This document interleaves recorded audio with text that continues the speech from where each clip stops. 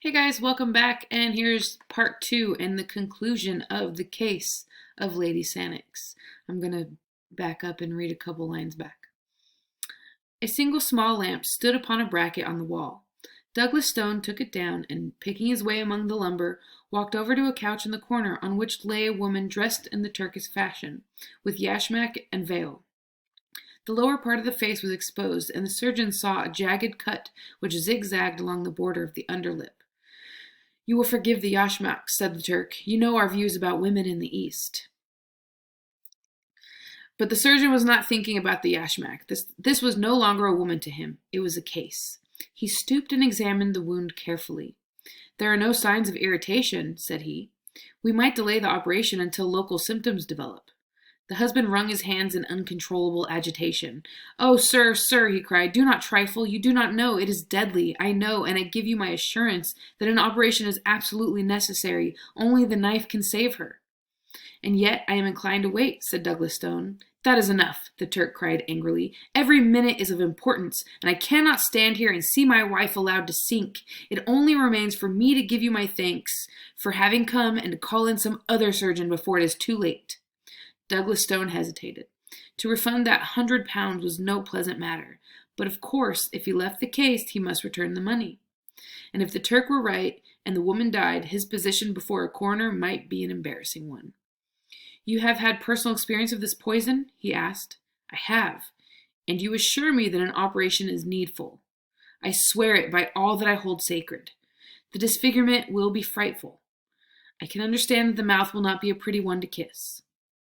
Douglas Stone turned fiercely upon the man. The speech was a brutal one, but the Turk has his own fashion of talk and of thought, and there was no time for wrangling. Douglas Stone drew a bistoury from his case, opened it, and felt the keen, straight edge with his forefinger. Then he held the lamp closer to the bed. Two dark eyes were gazing up at him through the slit in the yashmak. They were all iris, and the pupil was hardly to be seen. "You have given her a very heavy dose of opium." "Yes, she has had a good dose." He glanced again at the dark eyes which looked straight at his own. They were dull and lustreless, but, even as he gazed, a little shifting sparkle came into them, and the lips quivered. "She is not absolutely unconscious," said he. "Would it not be well to use the knife while it be painless?" The same thought had crossed the surgeon's mind. He grasped the wounded lip with his forceps, and with two swift cuts he took out a broad V-shaped piece. The woman sprang up on the couch with a dreadful, gurgling scream. Her covering was torn from her face. It was a face that he knew, in spite of that protruding upper lip and that slobber of blood. It was a face that he knew. She kept on putting her hand up to the gap and screaming. Douglas Stone sat down at the foot of the couch with his knife and his forceps. The room was whirling round, and he had felt something go like a ripping seam behind his ear. A bystander would have said that his face was the more ghastly of the two. As in a dream, or as if he had been looking at something at the play, he was conscious that the Turk's hair and beard lay upon the table, and that Lord Sannox was leaning against the wall with his hand to his side, laughing silently. The screams had died away now, and the dreadful head had dropped back upon the pillow. But Douglas Stone still sat motionless, and Lord Sannox still chuckled quietly to himself. "It was really very necessary for Marian, this operation," said he. "Not physically, but morally, you know. Morally."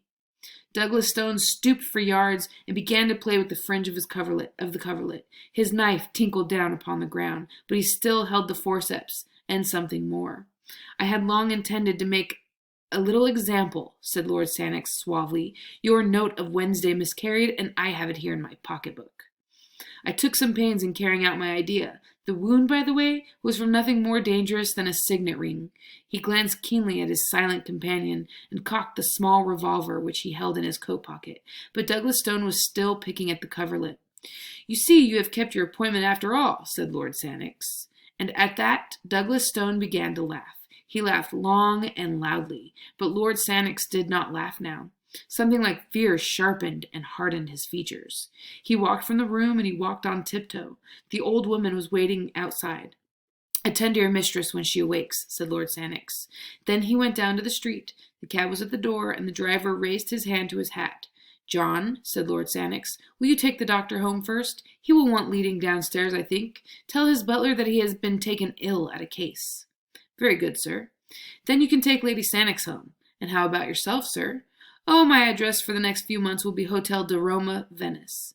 Just see that the letters are sent on, and tell Stevens to exhibit all the purple chrysanthemums next Monday, and to wire me the result. The end. While there were some parts in there that may have been just a little bit Eurocentric, it was still a really good story.